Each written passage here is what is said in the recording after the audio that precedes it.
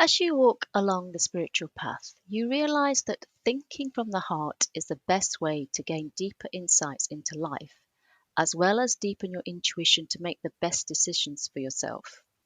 Now, you might think, sounds strange, thinking from the heart, but there's much research now that says that the heart is like a mini brain in itself, and that something called heart coherence leads to an overall sense of well being and calmness.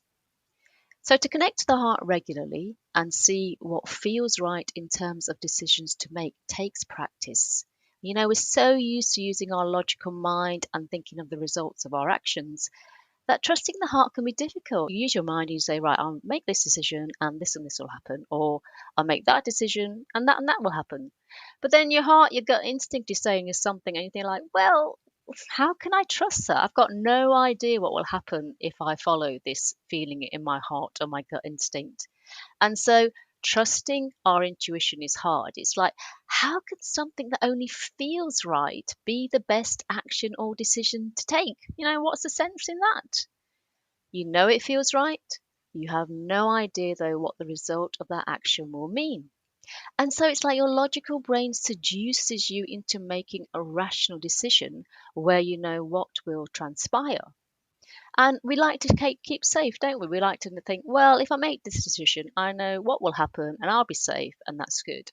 But if you follow your heart, your gut feeling, you don't really know what's going to happen. And so you think, maybe I shouldn't. I don't know if it's going to be a safe choice. And so we kind of shut that down. We follow our mind. But as I've said before, that feeling in your heart is connected to your intuition, your spiritual self, which knows what will happen in the far future, unlike your logical mind. So, that feeling you have to go in a certain way, which may be in opposition to your mind, that gut instinct, that is your spiritual self guiding you because it knows that down this path you will achieve the best result. And yes, right now you may think, well, that's crazy. But maybe in a few weeks, a month, you might know why you are led down that path by your intuition. So let's say you're buying a property, okay? You're looking around a house, it looks great, looks wonderful, but you've got this niggly feeling something isn't right. You can't put your finger in it, but something wrong about this. Looks great on paper, the survey says it's fine, and everybody says, oh, it's wonderful, and so you follow your logical mind. And I would say, don't go with a logical mind. Follow that weird, niggly feeling that something about this property isn't right. Most of us would think, I'll ignore that feeling, I'll ignore that gut instinct, I'll just follow my logical brain, that decision. And you may discover after you bought the property, maybe in a few months, you might discover dampness is creeping in, which the survey didn't pick up, or the roof leaks badly whenever it rains. You see, our physical senses can only tell us so much, but our heart is connected to our intuition, our gut instinct, and that will always serve us for our highest good. And as I mentioned at the beginning, focusing on your heart also leads to something called heart coherence. The HeartMath Institute has done much research on this, and they say that heart coherence occurs when our breathing, heart rhythms, brain rhythms, and the body's processes are in sync with each other. And that then affects our physical, mental, and emotional health and well-being, bringing us greater clarity and calmness. So, in the podcast description, I've put a link to the HeartMath Institute for a brief meditation to attain heart coherence. It's only a couple of minutes, hardly anything.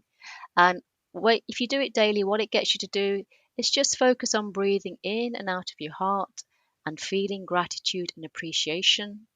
And in just a couple of minutes, you start to bring more well being and peace into your life. So take a look at that link and try it out. What I'm trying to get you to do is to focus on your heart as much as possible. And it takes commitment and practice to do this because we're so kind of in our heads all the time that to say move your awareness to your heart more is quite difficult. So start to focus on your heart and trust that it will always lead you in the right direction. Do the heart math meditation. Focus on breathing in and out of your heart a few times every day. And as you do this, feel that connection and trust to your heart growing. As you do this regularly, begin to trust that gut feeling, that intuition, those nudges that you get when you need to make a decision and they're coming from your heart.